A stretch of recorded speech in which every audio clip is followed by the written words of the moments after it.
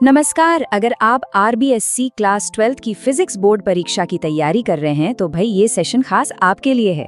हम यहाँ पर 2023-24 सेशन के 20 सबसे ज़रूरी, सबसे इम्पोर्टेंट सवालों को फटाफट से देखने वाले हैं। तो चलिए अपनी तैयारी को बनाते हैं और भी ज़्यादा मजबूत। जानते हैं, ये जो छोटे छोटे सवाल है ना, ये वाकई आपकी तैयारी में एक बहुत बड़ा बदलाव ला सकते हैं, एक असली गेम चेंजर की तरह।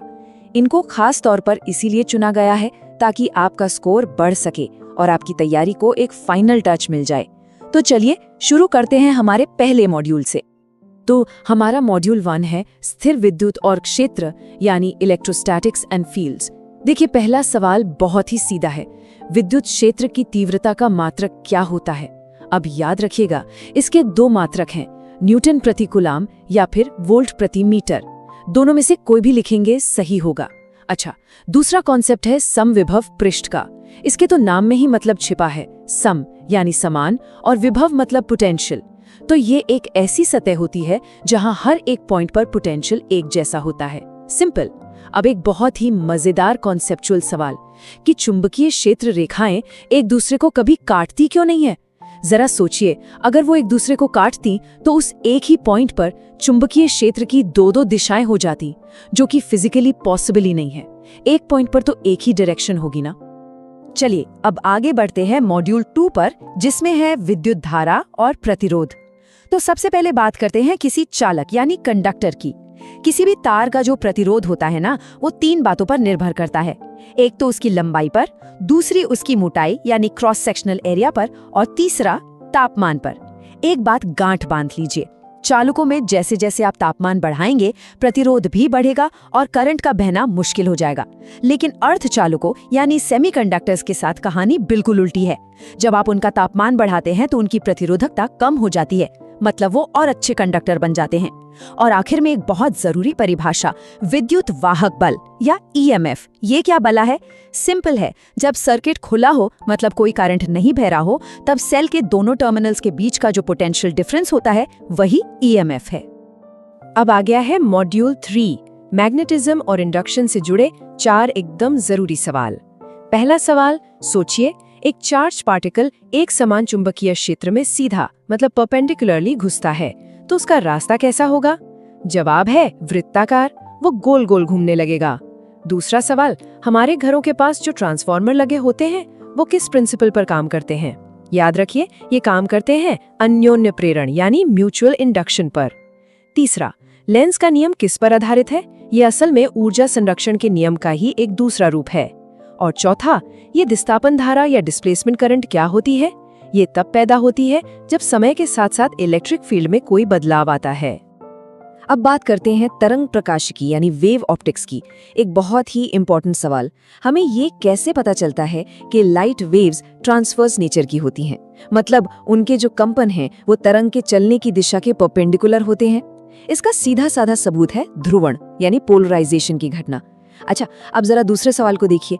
अगर लाइट का सोर्स बहुत बहुत दूर हो, मान लीजिए इन्फिनिटी पर, तो उससे आने वाला वेव फ्रंट कैसा दिखेगा? जैसा कि आप इस डायग्राम में देख सकते हैं, वो एक समतल तरंगाग्र होगा, एक प्लेन वेव फ्रंट, बिल्कुल सीधी लाइनों की तरह। रे ऑप्टिक्स में एक बहुत ही दिलचस्प टॉपिक है टोटल इंटरनल रिफ्लेक्शन यानी पूर्ण आंतरिक परावर्तन। सवाल ये है कि ये होता कब है? देखिए, इसके लिए 2 शर्तें हैं और दोनों का पूरा होना एकदम जरूरी है। पहली शर्त, जैसा कि आप डायग्राम में भी देख सकते हैं, लाइट को हमेशा एक डेंसर मीडियम से, मतलब सघन माध्यम से, एक रेयर मीडियम यानी विरल माध्यम में जाना चाहिए, जैसे पानी से हवा में। और दूसरी शर्त ये है कि जो एंगल ऑफ इंसिडेंस है यानी आपतन कोण, वो क्रिटिकल एंगल से ज्यादा होना चाहिए। जब ये दोनों शर्तें एक साथ पूरी हो जाती हैं, बस तभी लाइट दूसरे मीडियम में जाने के बजाय वापस उसी मीडियम में लौट आती है। लीजिए, हम पहुंच गए हैं मॉड्यूल 6 पर, जिसमें हम बात करेंगे एटम और फोटो इलेक्ट्रिक इफेक्ट की। सबसे पहले समझते हैं स्टॉपिंग पोटेंशियल या निरोधी विभव को। ये वो नेगेटिव वोल्टेज है जिसे लगाने पर फोटो इलेक्ट्रिक करंट पूरी तरह से रुक जाता है, मतलब 0 हो जाता है। अच्छा, अब ये इफेक्ट होने के लिए एक बहुत जरूरी शर्त क्या है? शर्त ये है कि जो लाइट आ रही है उसकी फ्रीक्वेंसी एक मिनिमम फ्रीक्वेंसी, जिसे हम थ्रेशोल्ड फ्रीक्वेंसी या देहली आवृत्ति कहते हैं, उससे ज्यादा होनी ही चाहिए। अगर उससे कम हुई तो कोई इलेक्ट्रॉन बाहर नहीं निकलेगा। और आखिर में बोर के एटॉमिक मॉडल की सबसे बड़ी लिमिटेशन क्या थी? उसकी सबसे बड़ी कमी ये थी कि ये मॉडल सिर्फ उन एटम्स को समझा पाया जिनमें केवल एक ही इलेक्ट्रॉन होता है, जैसे कि हाइड्रोजन। मॉड्यूल 7 में हम 2 टॉपिक्स को कवर करेंगे, न्यूक्लियस और ऑल्टरनेटिंग करंट। तो पहले समझते हैं समस्थानिक यानी आइसोटोप्स को। ये एक ही एलिमेंट के ऐसे एटम होते हैं जिनका एटॉमिक नंबर तो सेम होता है, लेकिन मास नंबर अलग अलग होता है। जैसे हाइड्रोजन को ही देख लीजिए, उसके 2 आइसोटोप्स हैं, ड्यूटेरियम और ट्राइटियम। अब बात करते हैं न्यूक्लियर फोर्स की, जो न्यूक्लियस को एक साथ बांध कर रखता है। इसके 2 गुण हमेशा याद रखिए। पहला, ये चार्ज पर डिपेंड नहीं करता, और दूसरा, इसकी रेंज बहुत बहुत छोटी होती है। और हाँ, एसी करंट से जुड़ा एक जरूरी फैक्ट, एक पूरी साइकिल के लिए ऑल्टरनेटिंग करंट की जो एवरेज वैल्यू होती है वो हमेशा 0 होती है। और ये रही हमारी फाइनल चीट शीट। इससे आप सब कुछ एक साथ फटाफट से रिवाइज कर सकते हैं। चलिए मेरे साथ साथ दोहराइए। विद्युत क्षेत्र का मात्रक क्या था? न्यूटन प्रति कूलाम या वोल्ट प्रति मीटर। लेंज का नियम किस पर आधारित है? ऊर्जा संरक्षण पर। ट्रांसफार्मर का सिद्धांत? Mutual induction. लाइट का ट्रांसवर्स नेचर किससे प्रूव होता है? पोलराइजेशन से। एक पूरी साइकिल में एसी की एवरेज वैल्यू 0। सेमीकंडक्टर का तापमान बढ़ाने पर उसकी प्रतिरोधकता कम हो जाती है। और यूनिफॉर्म मैग्नेटिक फील्ड में पार्टिकल का रास्ता सर्कुलर।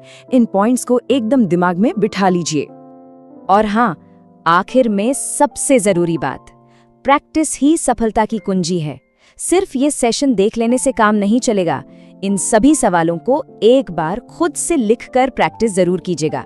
और अगर आप चाहते हैं कि हम ऐसे ही और इम्पोर्टेंट सवालों का पार्ट 2 भी लेकर आएं, तो हमें कमेंट्स में जरूर बताइएगा। आपकी परीक्षाओं के लिए ढेर सारी शुभकामनाएं। Best of luck.